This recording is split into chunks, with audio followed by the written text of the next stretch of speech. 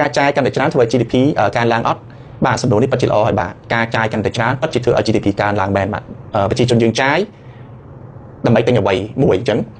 ចឹងបើគាត់ចាយច្រើនអ្នកផលិតក៏ត្រូវផលិតច្រើនដើម្បីគ្រប់គ្រងទៅគាត់ដែរអញ្ចឹង GDP នឹងកើនឡើងរដ្ឋាភិបាលយើងចាយច្រើនអញ្ចឹង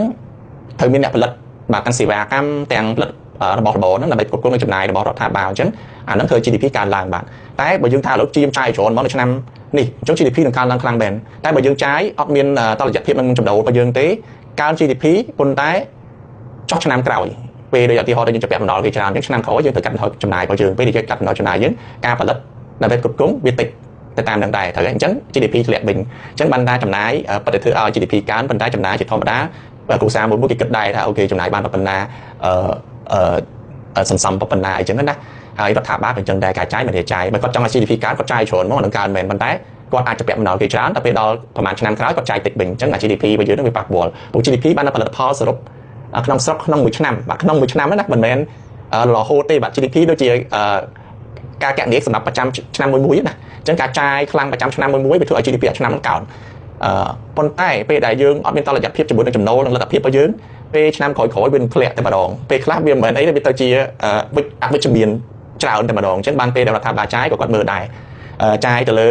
អ្វីដែលអាចឲ្យផលមកយើងធ្វើឲ្យមានកំណើន GDP ពិតប្រាកដមែនមិនមែនបានតែយើងចាយដើម្បីកើន GDP មួយផ្លែតនេះឬក៏និយាយទៅបើជាមនុស្សធម្មតាមិនមែនយើងចាយដើម្បីឲ្យខ្លួនយើងហឺហាតែមួយខែពីរខែមួយឆ្នាំពីរឆ្នាំទេបើជីវភាពយើងពិតជាត្រូវហឺហាប៉ុណ្្នឹងមែនគឺយើងអាចមានលទ្ធភាពហឺហារហូតបាទមិនហឺហាតែមួយឆ្នាំពីរឆ្នាំវាហឺហាមែនបាទយើងចាយយកទ្រព្យយើងទៅចាយអស់ប៉ុន្តែ3-4ឆ្នាំក្រោយមកទៅជាអ្វីបាទអញ្ចឹងខ្ញុំសូមបញ្ជាក់ក្នុងរូបមន្ត GDP ដើម្បីគណនា GDP សម្រាប់យើងប្រើការរាប់ចំណាយបាទព្រោះរបៀបគណនា GDP មានច្រើនឥឡូវនិយាយទៅការរាប់ចំណាយគឺ GDP ស្មើនឹងបាទ C បាទថា consumption ណាបាទការចំណាយរបស់មនុស្សទូទៅលើផលិតផលចុងក្រោយណា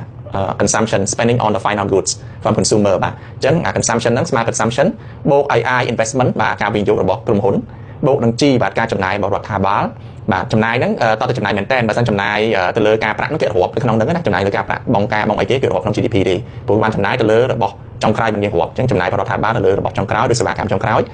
បូកនឹងការនាំចេញទៅក្រៅប្រទេសដកជាមួយនឹងការនាំចូលមកក្នុងស្រុកបាន GDP វាស្មើនឹង C បូកនឹង I បូកនឹង G បូកនឹង X ដកនឹង M បាទ M សម្រាប់ import នឹងហើយបាទអញ្ចឹងចម្លើយគឺពិតមែនចាយកាន់តែច្រើន GDP កាន់តែកើនតែបើចាយអត់ចេះគិតពីដល់លទ្ធភាពខ្លួនឯងនៅពេលក្រោយហ្នឹងប្រហែលឆ្នាំក្រោយ GDP នឹងធ្លាក់ហើយអាចដាំក្បាលច្រើនវាមានប្រទេសខ្លះ